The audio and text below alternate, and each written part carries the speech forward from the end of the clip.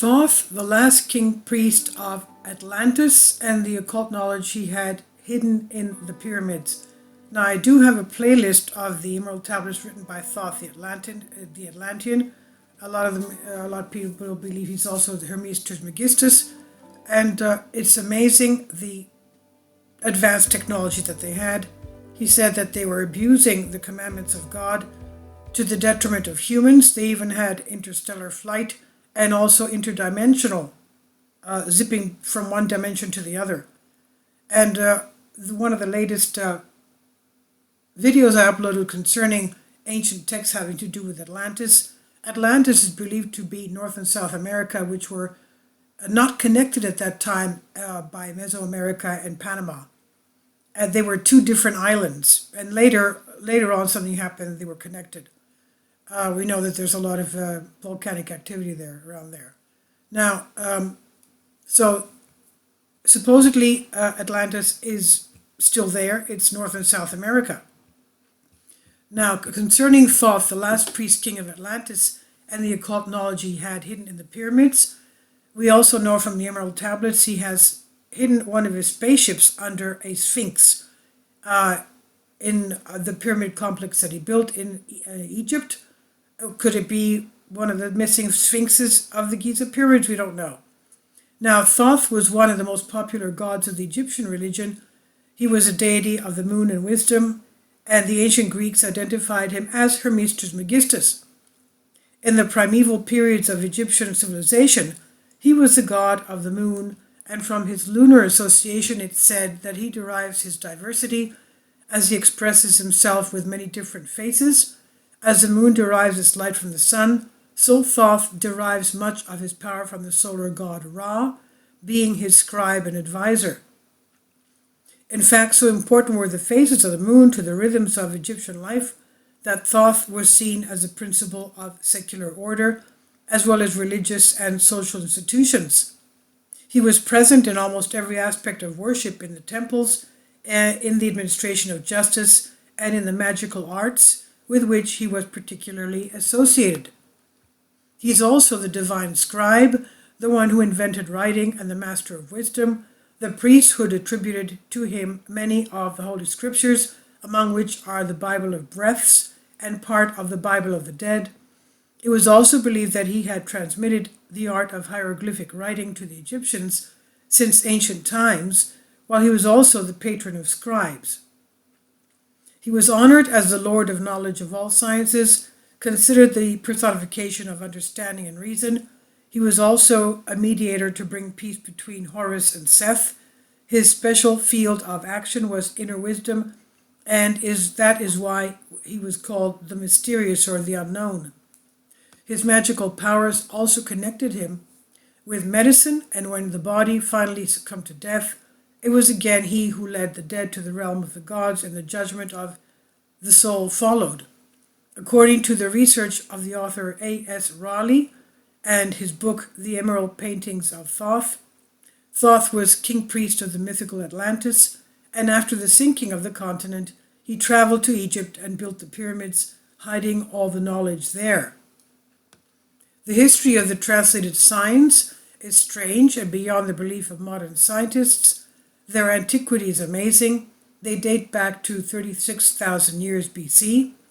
Their author is Thoth, the Atlantean priest king, who founded a colony in ancient Egypt after the subjugation of his mother country, Atlantis.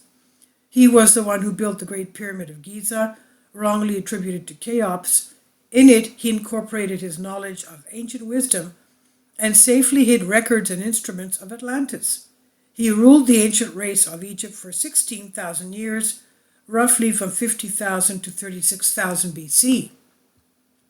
At that time, the ancient barbarian race, among whom he and his followers had settled, developed a high civilization.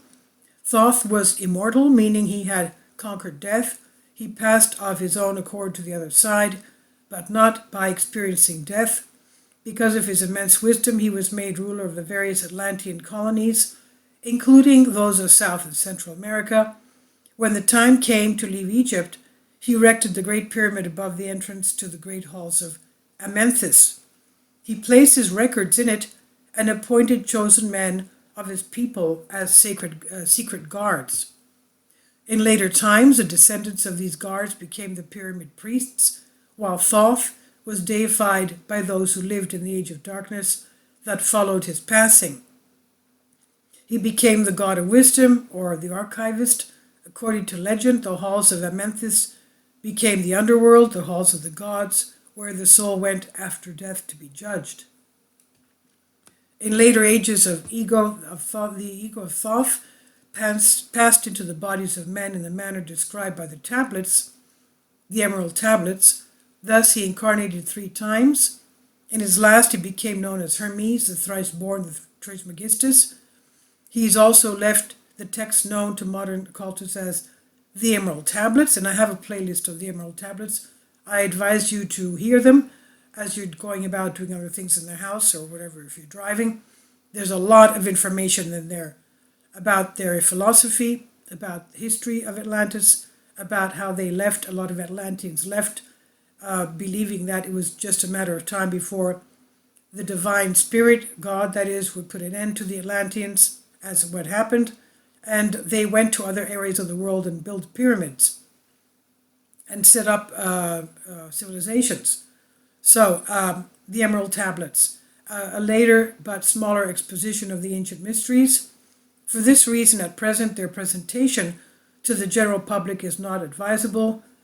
Yet, even in those listed below, there are secrets that will prove invaluable to the serious student, but they should be read not once but many times, because only in this way will their true meaning be revealed.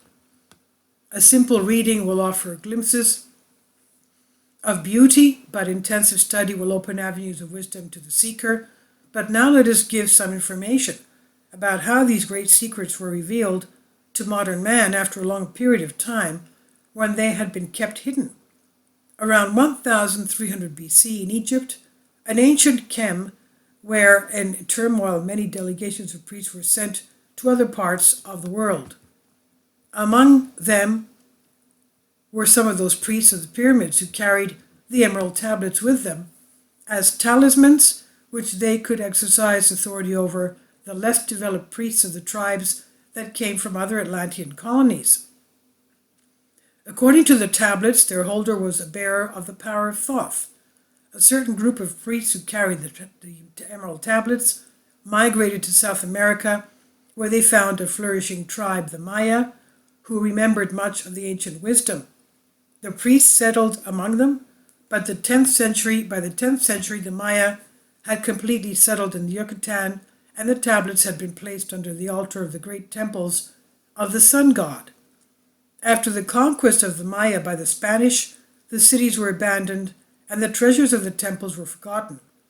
It should be understood that the Great Pyramid of Egypt was and still is an initiation into the mysteries. The writer associated with the Great White Lodge, also working through the pyramid priesthood, was instructed to find and return to the Great Pyramid these ancient emerald tablets. This was accomplished after adventures which need not be described here. Before they were returned, permission was given to be translated and a copy of the wisdom inscribed on them kept. This was done in 1925, and only now has permission been granted to publish a part of it. Certainly many will scoff, but the true student will read and understand what is hidden behind the words and gain wisdom. If the light is within you, then the light engraved on these tablets will respond. Now a brief external description of the tablets. They consist of 12 emerald plates. They are made of a substance created by alchemical transmutation. They are indestructible and resist all elements and substances. Their atomic and cellular structure is fixed and does not allow any change. Thus, they violate the material law of ionization. They bear engraved letters in the ancient Atlantean language, which responds to coordinated thought waves and release the associated mental vibration in the reader's mind. The plates are attached by rings of a gold-painted alloy, suspended from a rod of the same material. The wisdom they contain is the foundation of the ancient mysteries, but it will be understood only by those who read with open eyes and mind. Plate 1 the story of Thoth of Atlantis. He says, I, Thoth, the Atlantean, master of the mysteries, recorder, mighty king, magician, living from generation to generation, and about to pass into the halls of Memphis, have written for the guidance of posterity these records of the mighty wisdom of great Atlantis. This incarnation of mine began in the great city of Keor, on the island of Udal, in a distant era. I do not live as the little people of the present age, or as the mighty men of Atlantis lived and died, but as those who from age to age renew their lives in the halls of Memphis, where the river of life flows eternally. 1,000 times I went down the dark road, and so many more I ascended from darkness to light, and renewed my power and strength. Now I will descend once more, and then the people of Kem, K-E-M, will no longer know me. Yet in time yet to come I will rise again, strong and mighty, and demand an account from those I left behind. So beware, O people of Kem, if you have betrayed my teaching, for I will knock you down from your high state into the darkness of the caves from which you came. Do not betray my secrets to the people of the north, or the people of the south, or my curse will fall upon you. Remember and heed my words, for I will surely return again, and demand from you that which you guard. Even beyond time I will return and reward or punish according to your attitude. Great was my people in the ancient days, far greater than the little people who are now around me can imagine. They knew the old wisdom and sought far away, in the heart of eternity, the knowledge that belonged to the youth of the earth. We were wise with the wisdom of the children of light who dwelt among us. We were strong with the power drawn from the eternal fire. Of all these, greatest among the children of men was my father Thomes, Thomes, guardian of the great temple, link between the children of light who dwelt within the temple, and the tribes of men who dwelt on the 10 islands. A representative of the 3, the tenant of Unal, spoke to the kings in a voice that must be obeyed. There I also grew up and became a man, and was taught by my father the greatest mysteries, until the fire of wisdom kindled and became an all-consuming fire. I desired nothing but the acquisition of wisdom, until one great day the order came from him, occupant of the temple, to present myself before him. Few were the children of men who had seen that mighty face and lived, for the children of light are not like the children of men when they are not incarnate. So I was chosen from the sons of man and taught by the tenant, so that his purposes to be fulfilled, purposes yet unborn in the womb of time. For a very long time I lived within the temple, gaining more and more wisdom, until I approached the light emitted by the great fire. He taught me the paths to Memphis, the underworld where the great kings sit on the throne of his power. I bowed deeply before the lords of life and the lords of death, taking the key of life as a gift. I was free from the halls of Atlantis, not bound by death to the circle of life. I traveled far into the stars until space and time became nothing. Then, having drunk from the cup of wisdom, I looked into the hearts of men, and there I found even greater mysteries, and I rejoiced, for only by the search of truth could my soul be calmed and the flame within me quenched. Through the ages I have lived, watched those around me taste the cup of death and return again to the light of life. Little by little, the waves of consciousness that had become one with me passed from the realms of Atlantis, only to be replaced by the spawn of a lesser star. Obeying the law, the master's word blossomed into a flower. By the thoughts of the Atlanteans turned downwards, but the thoughts of the Atlanteans turned downwards into the darkness, until at last there arose from his aguanti, the term refers to a state of detachment, the enraged occupant. He spoke the word, he invoked the power. Deep in the heart of the earth the sons of Memphis heard, and listening they directed the change of the flower of eternal fire, changing and twisting, using the word, capital W-O-R-D, until that great fire changed its direction. Then the world was flooded with waters that choked and drowned it. They changed the balance of the earth until only the Temple of Light remained standing on the great mountain of Undal above the waters. Some who lived there were saved by their momentum.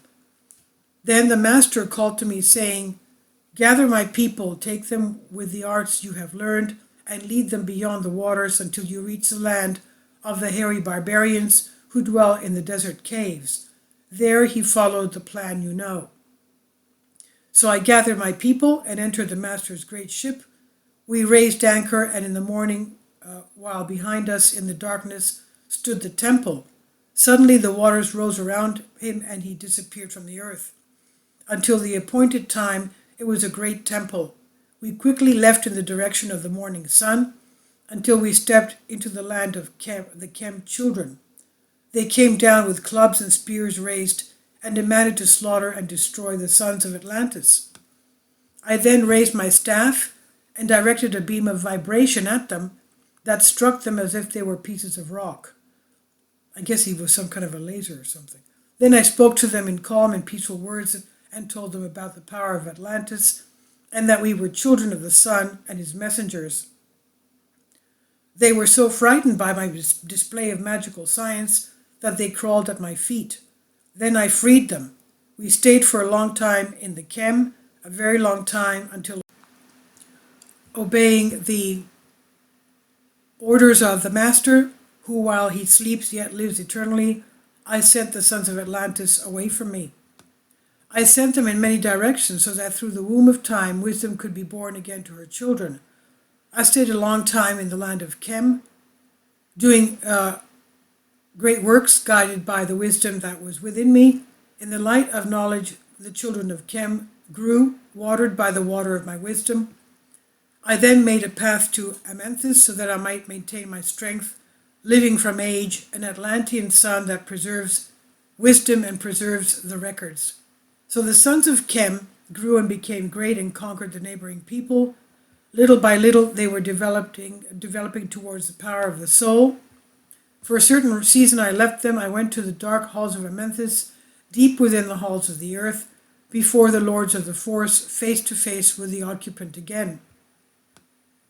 So I built on top an entrance, a door, a gate, that led down to Atlantis.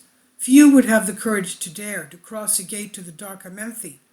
Above the pass, I built an imposing pyramid, using the force of gravity that surpasses the force of the earth, gravity. Deep and deeper still, I placed a house of power, a hall.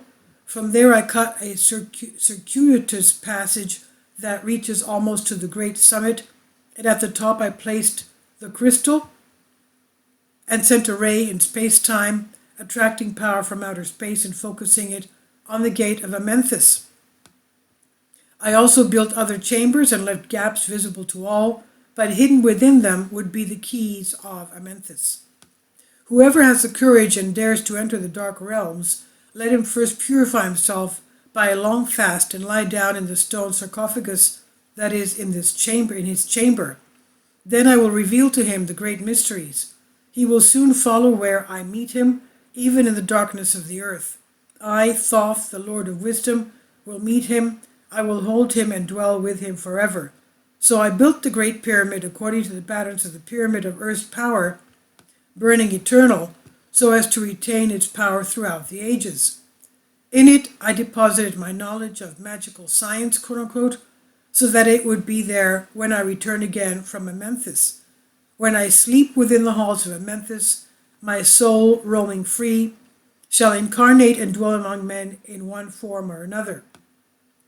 Hermes Trismegistus, I am the tenant's emissary on earth and carry out his orders that man may rise. Now I return to the halls of Atlantis, leaving some of my wisdom behind. Maintain and hold tenant's order. Always keep your eyes on the light. Surely in time you will be one with the Master. Surely by right you are one with the Master, and surely by right you are one with all. Now that I depart from you, know my orders, keep them and become one with them. Then I will be with you, helping and guiding you into the light. Sources by the Emerald Paintings of the Emerald Tablets of Thoth, A.S. Raleigh, Iamblichus, edition 2000. And from Crystal Links in Wikipedia. and I've translated this for you from a Greek article. Please leave your comments, and thank you for your support. Kindly support my Patreon account. The daily posts are 5 videos daily, and they are totally different from what I have on my YouTube channel. Thank you so much for your support and that you find all my content so interesting. You'll find the Patreon account details in the description box below.